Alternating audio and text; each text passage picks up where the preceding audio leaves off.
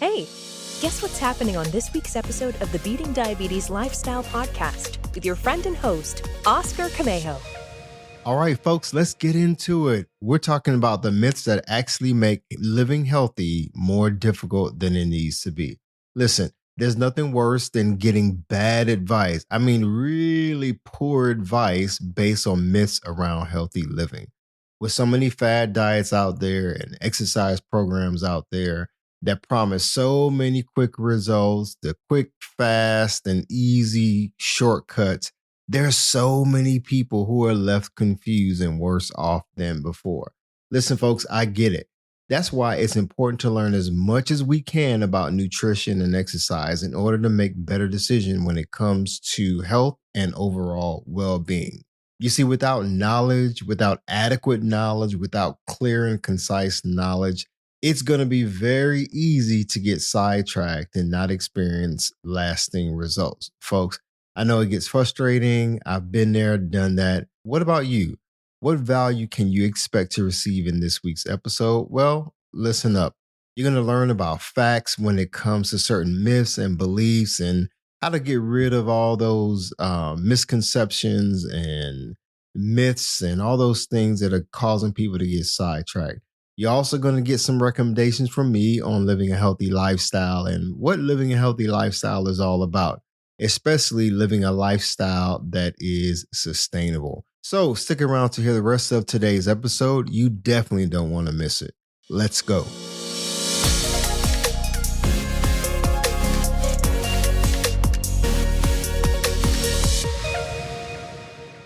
Welcome to the Beating Diabetes Lifestyle Podcast with me, your host, Oscar Camejo. My goal is to help diabetics and non-diabetics make lifestyle changes to reverse type 2 diabetes. Hey, listen, folks, even if you don't have type 2 diabetes, maybe you are kind of concerned that you may develop diabetes. Maybe you recently got a diagnosis of having pre-diabetes. This is the podcast for you.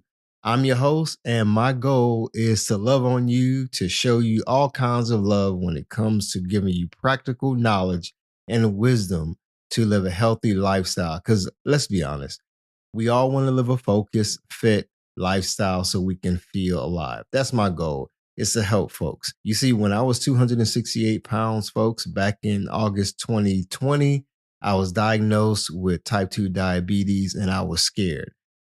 There's all kind of things that were going through my mind. And so I was just kind of hungry for all kinds of information. And to be honest, I came across a lot of information that was more confusing than anything else. But, it was clear that one way or the other, I needed to lose weight. I needed to get off meds because, hey, I didn't want to live on meds the rest of my life, even though that's what my doctor told me. He was like, hey, you're going to have to live with this for the rest of your life because diabetes is a progressive disease. And sorry, buddy, you're stuck with it. But you know what? That really didn't sit well with me, So even though I was afraid, I was kind of nervous about the rest of my life. I was like, hey, you know what? I need to turn things around. And so the more and more I started learning, the more I became more at ease with changing my lifestyle. And that's what I'm all about. That's what I want to help people to do as well. Because listen, if I can do it, you can too. So let's get into today's episode. What is healthy living in the first place? So I want to talk about what is healthy living before we get into the myths and the certain beliefs that are out there that are causing people to get sidetracked and thrown off. Well, first of all, what does wellness and being healthy mean to you? Now, I'm throwing the question back out to you. Is it being disease-free? Does it mean being off medications for good? Does it mean having plenty of energy? Does being healthy and living healthy mean that you're very lean, you're very thin? Or does it mean that you're muscular and you look physically fit? Is that what healthy living is all about in your perspective? Well, take a moment to think about that, and I also want you to think about what is informing or what has informed your idea about healthy living. For some people, healthy living to them is eating a bunch of food that tastes bland, that really has no flavor, and it's called rabbit food. I can't tell you the number of times people have looked at what I eat and said, "Oh, you're eating that rabbit food," and they look at it with, they're being facetious, they're trying to be funny, and so forth. But you know what? I keep it moving anyway. Again, for you, what does healthy living mean? You see, being on a diet doesn't automatically mean you live healthy. Maybe your perception of living healthy is dieting. Or does that mean that you're automatically healthy? Not necessarily true. What about food and nutrition as a broad topic? You see, when you feed your body a well balanced array of healthy carbohydrates, notice I said healthy carbohydrates or healthy carbs, proteins, and fat, you can consider that eating a balanced nutrition, eating food that's naturally good for you, that's going to give you energy and so forth. And also, when it comes to food and nutrition, this could include eating lots of vegetables, fruit, whole grains, nuts, seeds, fish, chicken, and beef, including some beans as well. But does that mean that's what healthy living is all about? That could be a part of it, definitely, of course. What about poor diet on the other hand? What does unhealthy living and unhealthy eating look like? What is that perception? Well, a poor diet is one that isn't providing you with enough crucial nutrients to keep you in optimal health. That's kind of self-explanatory. So, we're talking about healthy eating versus unhealthy eating, healthy living versus unhealthy living. There's all kind of things that we can talk about when it comes to this topic of healthy living and maintaining a healthy lifestyle. But in general, folks, when it comes to a poor diet, a poor diet could be foods that are high in sugar, especially added sugar and artificial sugars, high in sodium and high in saturated fat, and so forth. So I don't want to say, oh, there's certain foods that are good versus some that are bad, but we're talking about healthy living as it relates to food and nutrition and even your exercise and the things that we put in our body and so forth. Because you know what, folks? What we do to our bodies is important, but what we put in our bodies is crucial as well. So we definitely want to pay attention to the things that we put in our bodies. So now let's get into the actual myths. There are about 15 myths that I want to go over. Now, these are not in any particular order, but these are some things that came to mind as I was preparing for this podcast. I've had questions about this. I'm on some forums that talk about different myths and things that people are really struggling with. Number one, exercise is the main way to lose weight. So you can eat whatever you want. Well, actually, folks, a person can exercise all day and actually not lose weight. They can spend hours and hours in the gym and not lose weight. Again, it's what you put in your body that makes a difference. Because guess what? Exercise or the lack thereof is not necessarily what causes people to lose or gain weight. For the most part, is what we do in terms of putting things in our bodies.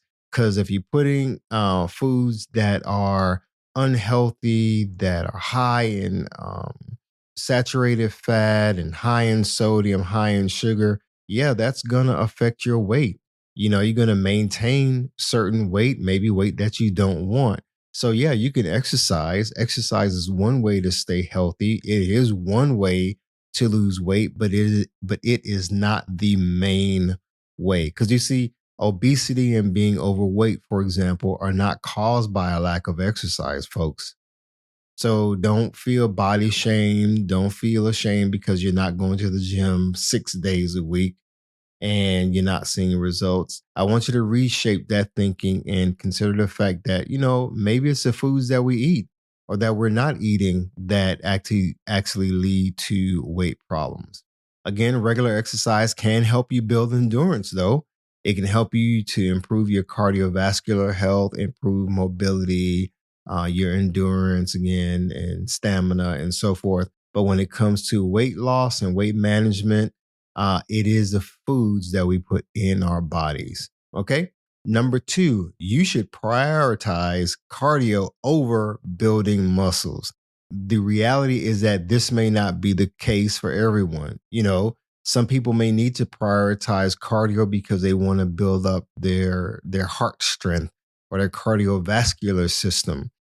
Somebody may need to build more muscle or strengthen their muscle because they're getting older. And when your muscles are weak, you can be more prone to, let's say, injury, such as falling and so forth.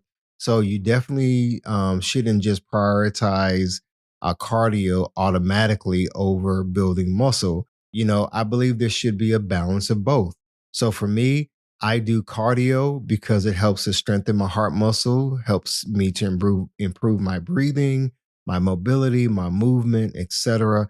But I also lift weights because lifting weights or even performing body weight exercises can help to build strength and strengthen muscles, minimize the risk of injury, and so forth, as I mentioned before. Now, that doesn't mean you lift weights and you're going to become a bodybuilder automatically. I know that's some concern for some ladies, but you don't have to shy away from building muscle. You want to strengthen your muscles so that you can feel stronger, when you're having to do everyday things like pick up groceries or push a grocery cart or pick up things around the house. If you have to move a couch, you don't want to have to be struggling to do that. That's a combination of cardio and muscle strength when you're going up and down steps, you know?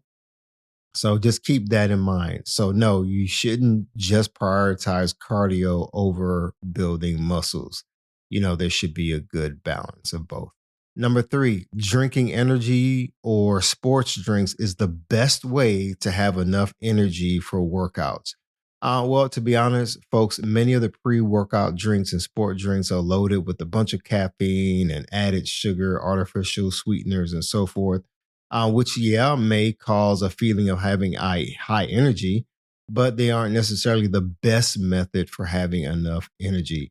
My recommendation is that you prioritize getting enough sleep, eating healthier foods on a regular basis, and work out more often so you can build up your endurance and so forth. You definitely have to de-stress, work on eliminating stress because, believe it or not, when you're stressed out, it can affect your energy and so forth. So before, I used to take a pre-workout supplement or drink, if you will, because I felt like, man, I needed to be jacked up with a lot of energy because I'm going to do X, Y, Z.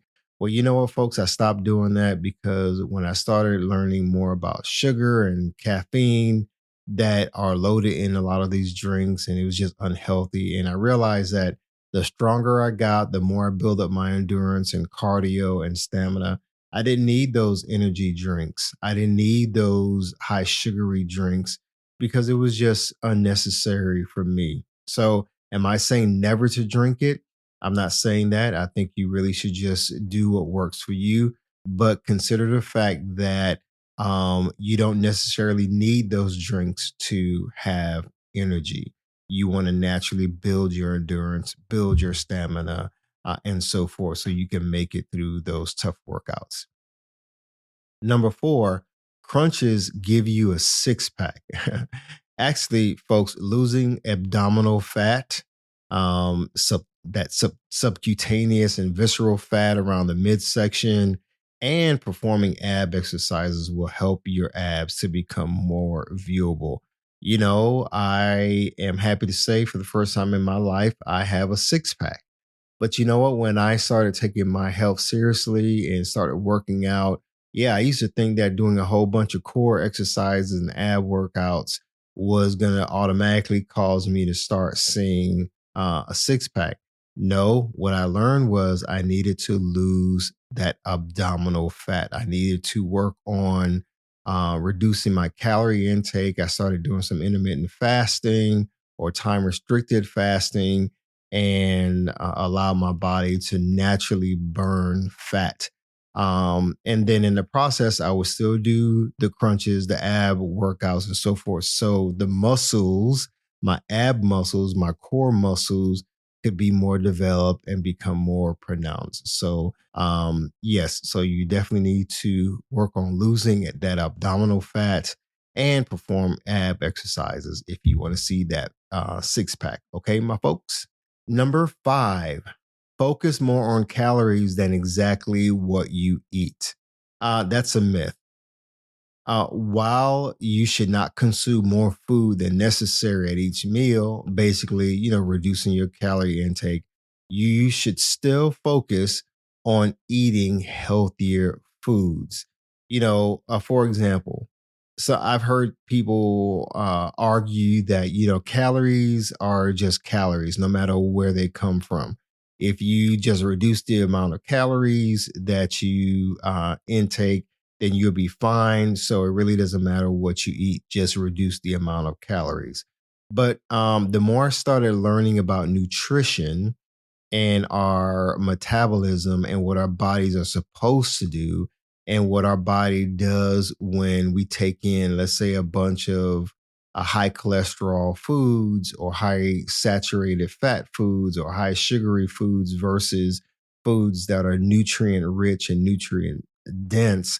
I started realizing that, what, calories are important, but the types of calories are more important.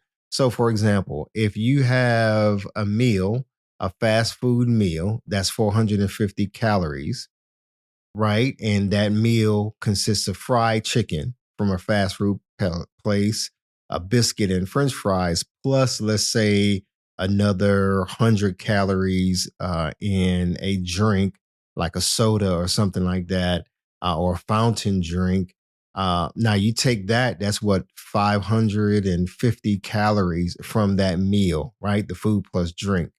Now take another meal, let's say that you make at home.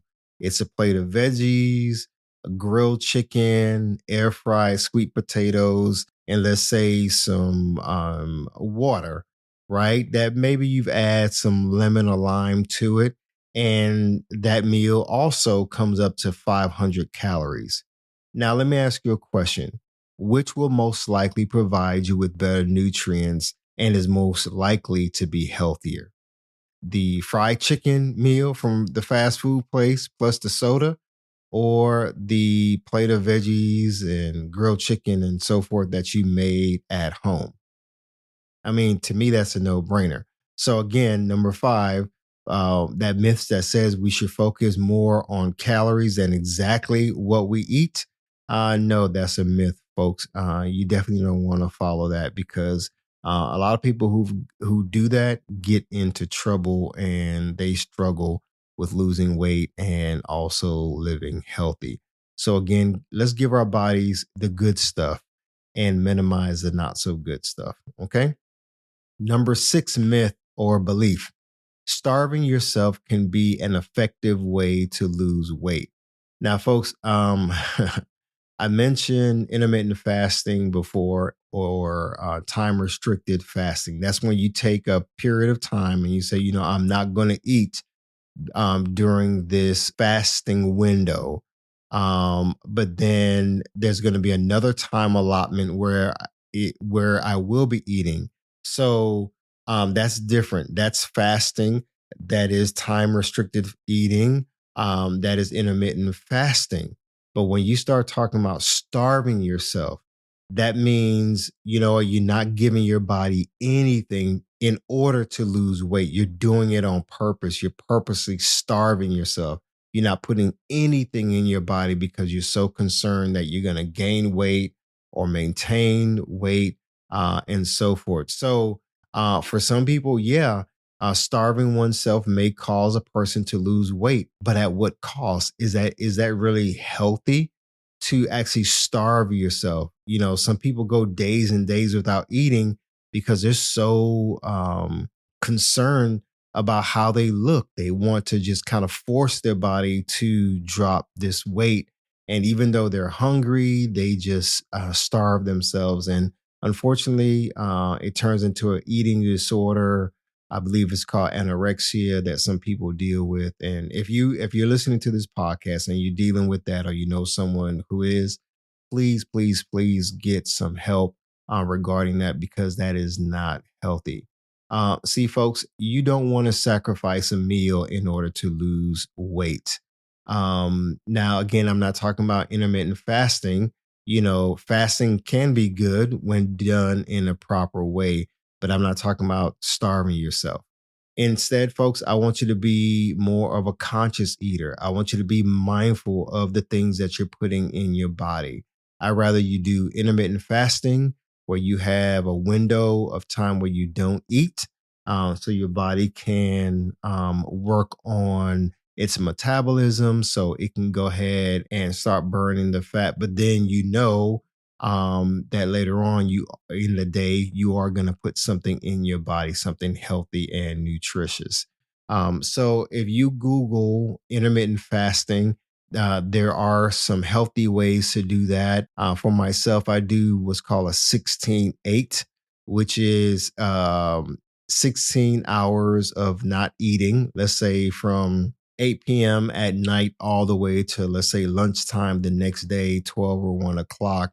I don't eat anything. I still may do a smoothie, right? But I'm not eating anything solid, no, definitely no meat, no bread or anything of that nature for about 16 hours. And then around lunchtime, I eat a big meal or I have that window of eating from, let's say, lunchtime to 8 p.m. And after that, I don't eat anything else. So I don't do that every day. There are periods when I do intermittent fasting. But in any case, let's move on to number 7, the myth or belief that the scale is a true measurement of your overall health. Well, actually, folks, the scale only lets you know how much your body weighs. You have to take into account what body weight actually is comprised of. It's comprised of your muscles, your bones, your organs, your water weight, as well as body fat and so forth. So the scale doesn't indicate how healthy or unhealthy you are. So you're not going to get rid of muscles. You're definitely not going to get rid of your bones. You're not going to get rid of your organs in order to lose weight and feel like you're overall healthy. No, that doesn't make sense, right? So that's why don't get hung up on that number on the scale because trust me, folks, I weigh myself every day because I want to see my progress in terms of my body fat percentage and overall weight. But I'm also not hung up on the fact that, hey, if my weight went up, let's say over the weekend, because let's say I ate more chicken or beef than I normally do during the week, I know what I need to do to regulate my body weight and eliminate body fat and so forth. So for you, I recommend if you're really concerned about your overall health, go ahead and schedule an appointment with your physician, get your blood work done. And so you can know exactly what's going on inside your body. Request a diabetes and insulin tolerance test, know what's going on with your cardio health and so forth, know about your cholesterol to see if you're at risk for any heart disease, stroke, and so forth. Because you know what, folks, there's nothing to be afraid of when it comes to going and seeing your physician and knowing what's going on. So, again, don't get hung up on what the scale says. Just track what the scale says and start working on being healthy all the way around and understanding what you put in your body, again, is just as important as what you do with your body. Okay, myth number 8, drinking water is boring. Folks, hey, you know what, folks? I've been there before. I know exactly the feeling. Yeah, water can be boring if you're not used to drinking much of it. If you were like me back in the day, I would only drink water if I was really, really thirsty and there was nothing sweet to drink, like soda, sweet tea, fruit juices, or what have you. But literally all day, every day, I would just drink something sweet. I would drink a soda, all kinds of stuff, a smoothie. And it's like I would avoid drinking water because I thought water was boring. And you know what? There's a lady on TikTok. I did a video on helping people to detox from sugar and sugary drinks. And I put out this challenge encouraging people to not drink sugary drinks like soda, fruit juices, sport drinks, and so forth for 10 days. I just said 10 days. And this lady on TikTok was like, I'm not doing that. Water is boring. I'm not going to drink water with every meal. So I kindly gave her some recommendations on incorporating more water in her eating pattern. So hopefully she took my advice. I'm not sure if she did or not, but I get it. To be honest, a lot of folks are just craving. They love sugary drinks. They have a craving for sugary drinks. And so, yeah, when you're hooked on sugary drinks, it's gonna make water seem very boring. But the more I incorporated drinking water in my diet or in my lifestyle, rather, the more I enjoy water. So I drink water all the time. I love drinking water. My body loves water because there was a time where I became dehydrated and I couldn't think clearly. I was having a lot of memory loss issues, brain fog, I should say. And it was all because my body was just craving water. And my brain was like, hey, you need to give me some hydration. So, in any case, let me move on. Number nine, 4 to 5 hours of sleep every day is enough to get by. Folks, I used to think the same thing until my body responded with fatigue. Earlier I was talking about being hydrated by not drinking enough water, but I was also fatigued. I was stressed out a lot. I dealt with being drained mentally all the time. I was less productive because you know what? I was just getting maybe 4 hours of sleep at night, and I thought I was cool with that. I thought my body was okay to thrive on just 4 hours of sleep at night. And folks, it just caught up with me later on in life.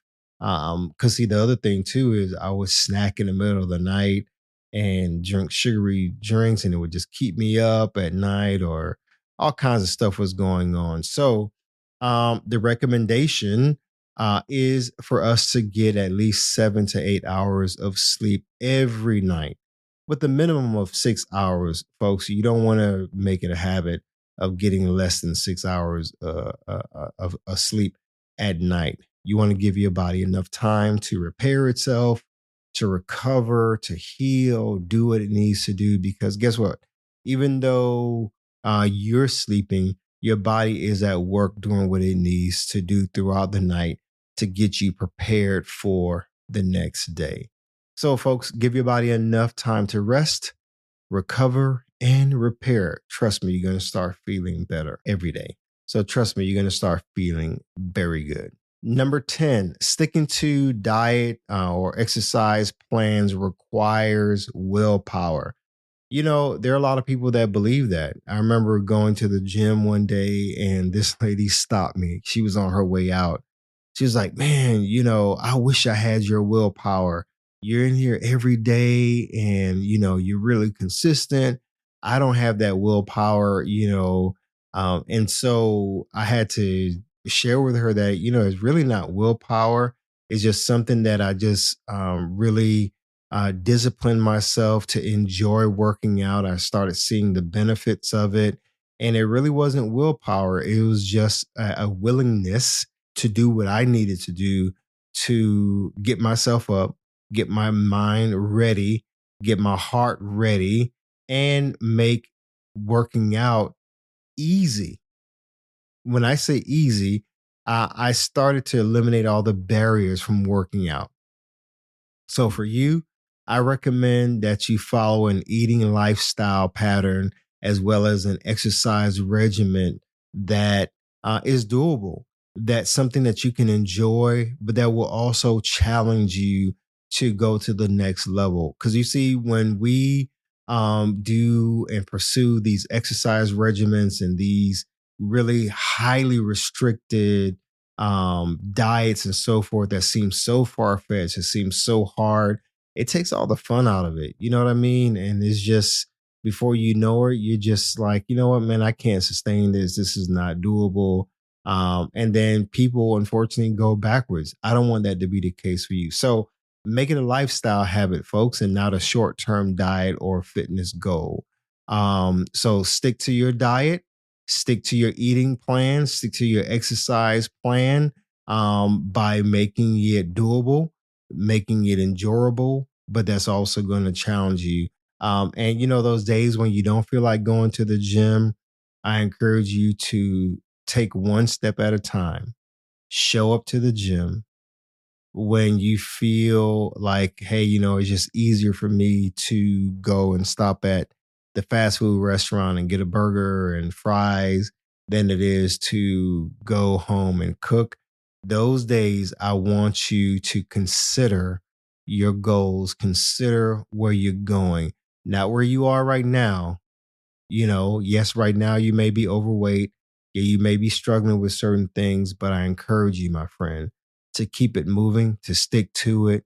Again, follow a regimen that's doable, that you can enjoy, that you'll learn to love, and that will challenge you to be better. All right, moving on. Number 11. Veggie chips are basically like eating vegetables. Nope, folks. No, it's not. Most veggie chips, if you didn't know it, are actually highly processed, highly saturated food snacks that contain a whole bunch of ingredients that are not vegetables at all, that have no signs of vegetable ingredients at all. So don't be fooled by the marketing. Don't be fooled by the package on the outside and all the bells and whistles. Just because something says it's veggie chips doesn't mean that it has actual vegetables in it, right? It may have a taste of vegetables, is a processed flavor of vegetables, but it may have little to no actual vegetable ingredients in it. So I want you to learn to read beyond what's on the front, flip those packages over, and learn to read the nutrition facts labels on the back of packages to see exactly what's included in the snacks you eat. Now, this could be for cookies or anything, right? But we're talking about vegetable chips. So don't be fooled by something that says veggie chips. It may be some hybrid stuff that you're putting in your body. I did a podcast not too long ago on food labels and how to read food labels and how to identify certain things to ensure that you're actually getting proper nutrients in your bodies. So take a look at that episode. I think you're going to like it. All right, number 12, drinking fruit juice is just as healthy as eating actual whole fruit. Folks, this is just like the whole veggie chips thing. Just because something says fruit juice or 100% fruit juice on the front really doesn't mean that it's better or healthier or just as healthy as eating actual whole fruit. No, folks, not exactly. You see, lots of store-bought fruit juices are usually full of added sugar and other unhealthy ingredients like high fructose corn syrup and so forth. Whole fruits such as oranges and apples, grapes, and so forth have naturally occurring sugar, and most importantly, they have fiber. They have naturally occurring fiber as well as sugar. Sugar is not the problem, folks. Is when we start putting things in our body that's artificial sugar, that's highly processed and so forth, that really leads to complications. And those are the things that we need to avoid. Now, you may say, well, Oscar, I like drinking fruit juice. So are you saying that we shouldn't drink fruit juice at all? No, I'm not saying that. What I am saying, again, going back to the myth, some people believe that drinking fruit juice is just as healthy as eating actual whole fruit, but no, not necessarily. Because when you're drinking fruit juice, the juice, you're not actually getting the fiber that naturally comes with that fruit juice, right? So what's the big deal about fiber? Well, hey, fiber helps with digestion. It helps move things along, if you know what I mean. But now you may say, hey, I still want to enjoy juice. Hey, that's fine. I recommend that you buy a juicer and start juicing your own fruit. I know it may seem like it's inconvenient and so forth, but again, consider the health benefits of juicing versus buying fruit juice out of the can and out of the bottle off the shelf and so forth. At least that way you know what you're putting in your body. Folks, I like orange juice, but I stopped buying orange juice from the store. I rather squeeze my own orange juice. I rather juice my own orange juice than anything else because I know I'm going to get the benefits from it. And let's say after I finish juicing, I may still eat a whole orange. I just like the fiber that I'm going to get from that orange, or it could be apples and so forth. So, number 13, the 13th myth that some people believe, and that's getting folks in trouble. The only way to kick a food craving is to eliminate that food cold turkey.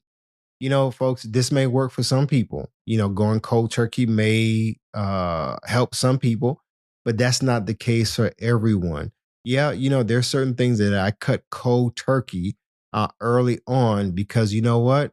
I said, hey, you know what? I need to eliminate this from my diet because it was a problem for me.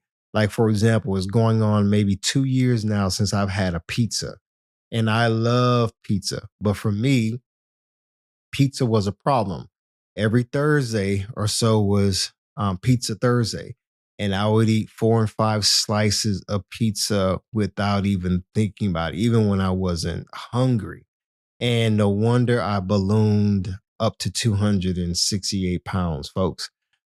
So I realized that, hey, if I was going to take my health seriously, I had to kick that craving for pizza by going cold turkey. It wasn't easy, but I did it. Other things, it took me longer to do it. But my whole point is going cold turkey may work for some people, but not for everyone. Some people may need to be slowly weaned off of certain foods, such as sweets and so forth.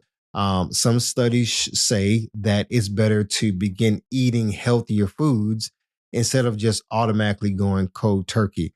The more and more you put healthy stuff in your body, the more your body's going to gradually start losing a taste, if you will, for the unhealthier foods. Like eating vegetables, for example.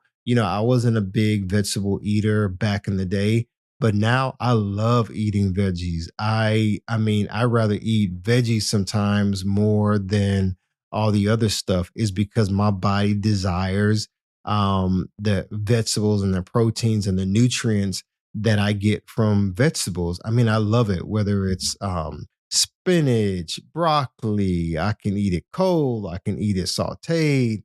I like zucchini. I like squash, onions, tomatoes. I mean, you name it, man. I love it. And there's some other veggies that I want to try. So, my encouragement to you is to eat more veggies and fruit to help your body grow more accustomed to enjoying um, certain vegetables. And before you know it, you're going to start losing taste for the unhealthy foods and the things that you crave. Now, is that going to happen overnight? No, folks, it didn't happen for me, and I don't expect it to happen for you. But going cold turkey is not always the solution. When you stick to it, when you stick to focusing on putting good stuff in your body, the more subconsciously you're going to desire to eat healthier foods. Number 14, we're almost done, folks. You have to follow a specific diet in order to lose weight. I mean, come on, folks. There are a million diet programs out there, and obviously, there's no one size fits all for losing weight, that works for everyone. Now, everybody's situation is different. The thing that I do want you to keep in mind is don't just focus on something that's short term because short term dieting is not the key to losing weight and keeping that weight off for for a long period of time. You want to make choices that are going to be sustainable, something that you can keep up with. You see, some people jump on highly restrictive diets. And yeah, they lose weight, but eventually they put the weight back on.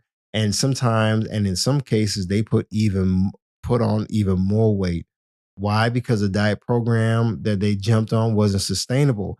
Yeah, they may have seen, okay, man, I lost 20 pounds and this was good, but then it became boring. It was not sustainable. And so they just got into trouble later on and the cravings came back and so forth. So instead, I want you to focus on choosing a healthier eating pattern that becomes your lifestyle. So there are a whole bunch of diets out there or eating lifestyle patterns that you can just incorporate and make it a part of the way you eat.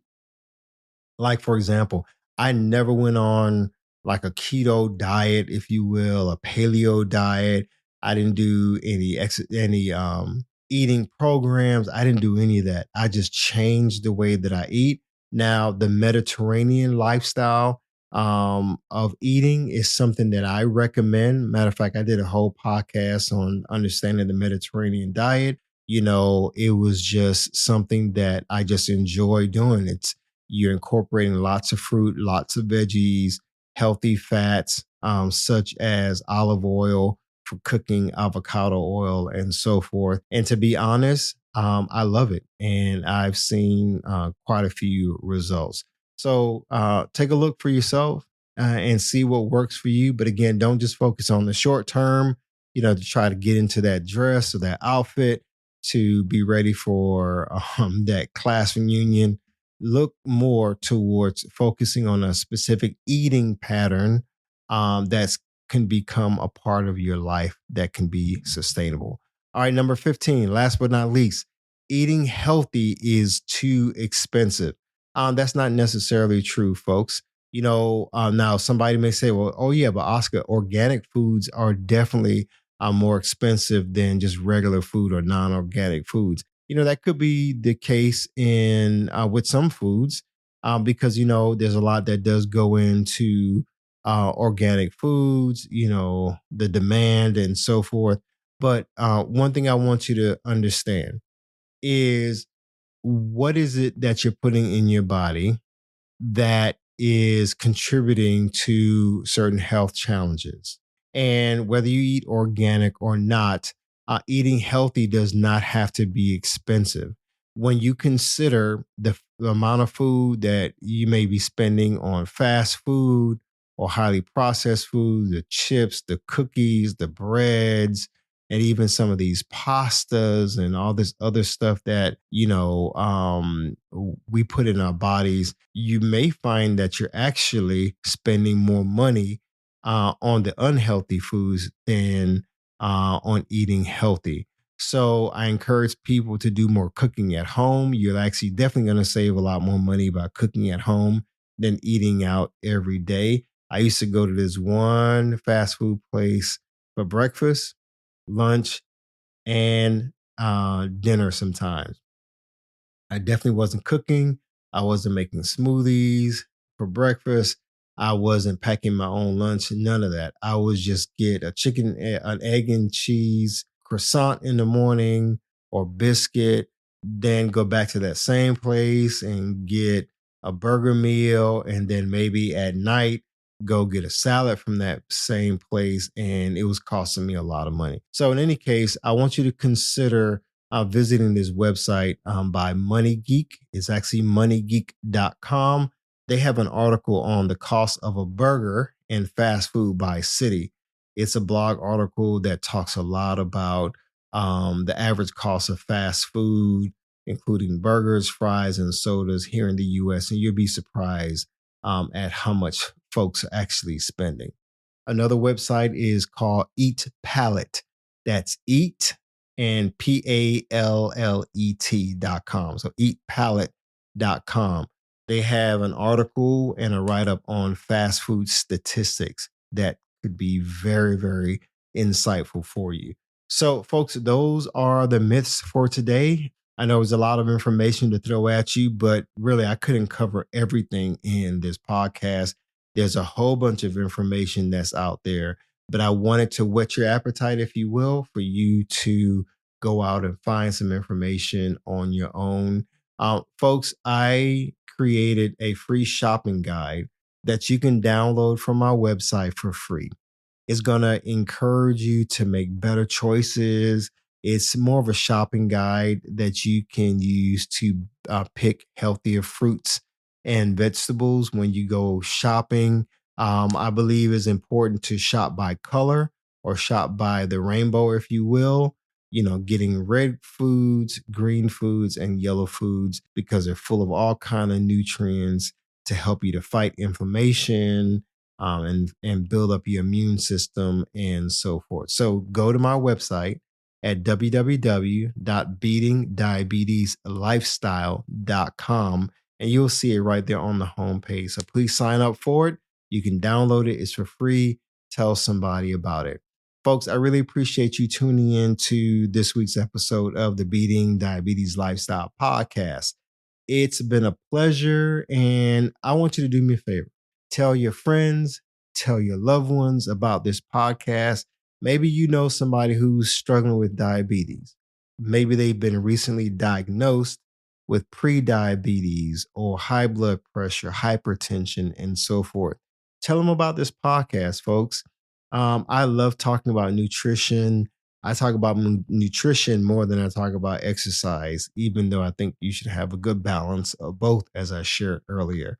So, if you're interested in learning more about nutrition, wellness, and even mental health stuff, this is the podcast for you.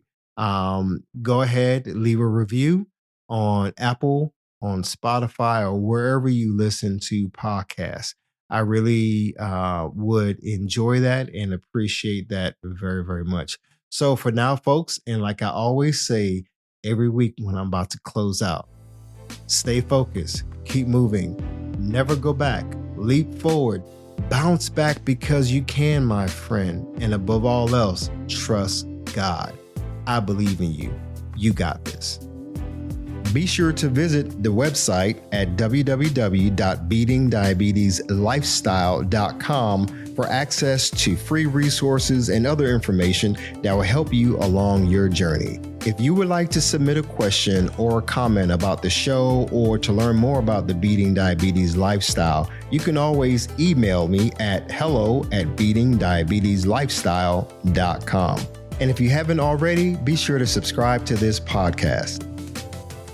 Hi, everyone. Thank you for tuning in to the Beating Diabetes Lifestyle Podcast with Oscar Camejo. We hope you enjoyed this episode. As a reminder, this podcast is intended for motivational and educational purposes only. It is not a substitute for professional care by a physician or other healthcare professional or qualified fitness instructor. This podcast is provided on the understanding that it does not constitute medical or professional advice or services. If you're looking for help on your journey, seek a qualified medical practitioner. It's important that you utilize someone who is a trained, licensed healthcare professional who can help you on your journey toward good health.